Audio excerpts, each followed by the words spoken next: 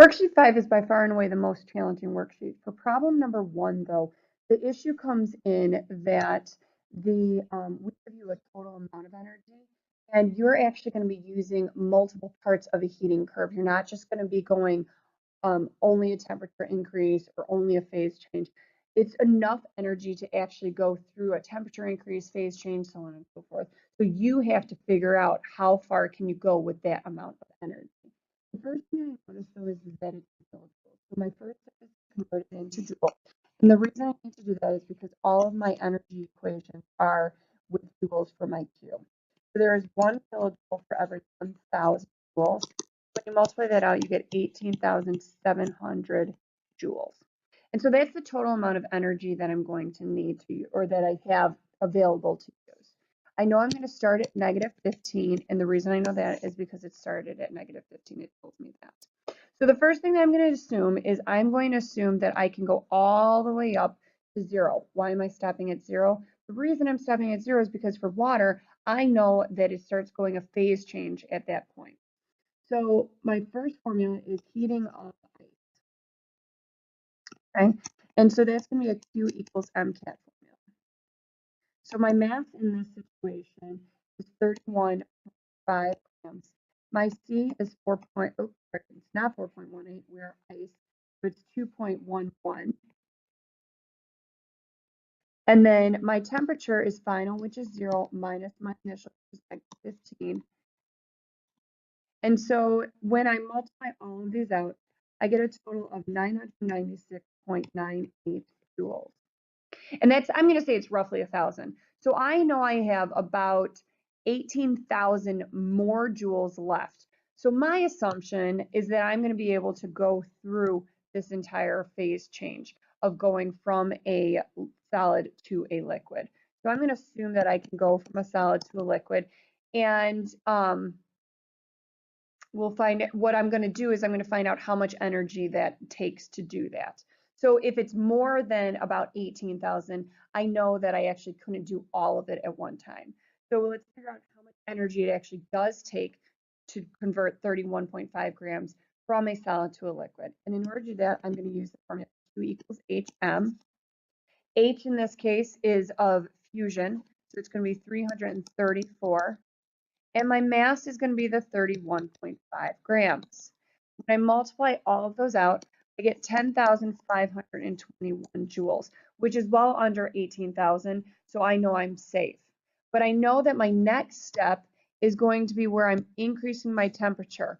Not only am I increasing it more than the previous time I had increased temperature, which was only 15 degrees, this time I'm going to have to go all the way up to 100, but my C value is also almost double. Instead of 2.11, it's 4.18. So my assumption for this part is that I'm not going to have enough energy to go all the way up to 100. So what I'm going to have to try to find out is what final temperature can I get up to with this. So what I'm going to do is first off see how much energy I have left. Okay, so how I do that is I figure out how much energy I used, and I add up these two numbers. So it's 11,517.98 is how much I've used up. I started with 18,700 joules. So now in order to figure out how much I have left, I just subtract them and I get 7,182.02. So what that's telling me is that I only have 7,000-ish joules left to do all of my temperature increase. So what I want to do is figure out how far can I go. So in this case, I'm going to be heating water. I'm going to say liquid. Okay. And then we're going to use that MCAT formula again. This time I know my Q, which I'm going to assume is 7,180.02. My mass in this case is going to be the 31.5 still. My C value is going to be 4.18 joules grams degrees Celsius. And my delta T is going to be my final, which I'm trying to find, minus my initial, which was 0, because right here I know that it's at 0. So when I multiply these out, what I end up getting is that this equals 101.67 times F minus 0, and that still equals the 7,182.02.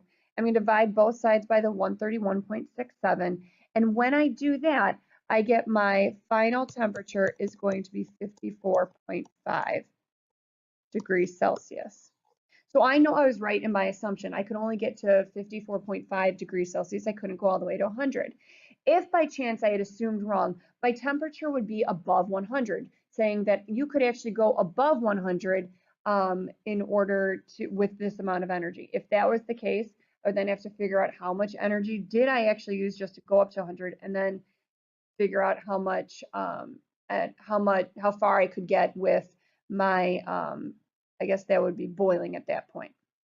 All right, but it didn't happen that way, so now I'm good to go. All right, the next problem we've kind of already done. What it says is to sketch the heating curve. All right, I know that I started here.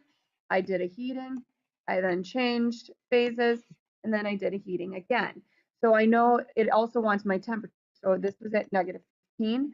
I did a phase change at 0, and then I went all the way up to 54.5 degrees Celsius. So you want to label all the temperatures that you're asked about. The phases, the first phase would be a solid where I was heating it up.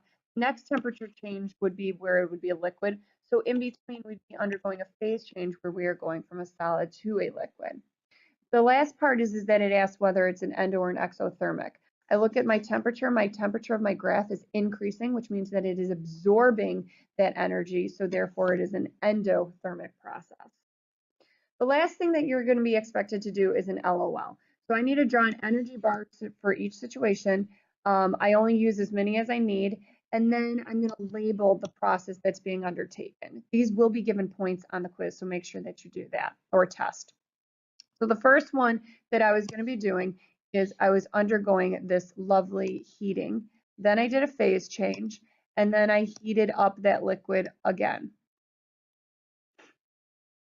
So if I look at my graph, I only used 3 types of equations. Therefore, this last one will not be used. We're giving it to you so that we're challenging you. Hey, you really have to know your stuff. Are you going to use all 4? Are you going to use 1? Are you going to use 2? What do you need? So the first one I'm going to deal with is that heating up of that solid right here in green. So I'm going to write on the side that this is heating. I know that's really bad. Heating of ice. Okay, so heating of ice means my temperature is changing. So I'm going to start with 1 and I'm going to go to 2. Because it is still ice the entire time, it will be only 1 bar, and my ECH, as always, never changes. I then count my bars. This is 3 and I went to 4. So I know I added 1 bar in. The next phase that I'm going to be dealing with is this phase change where you're going from a solid to a liquid. So that would be called melting. So I'm going to label this one as my melting one. My ETH is going to stay the same. That is 2 bars going to 2 bars because it stays the same. My temperature did not change at all during that. My ECH will also stay the same. And then my EPH is the change, and it is going to go from a solid, which was defined as 1 bar, and we're going to go to 2 bars because we're going to a liquid.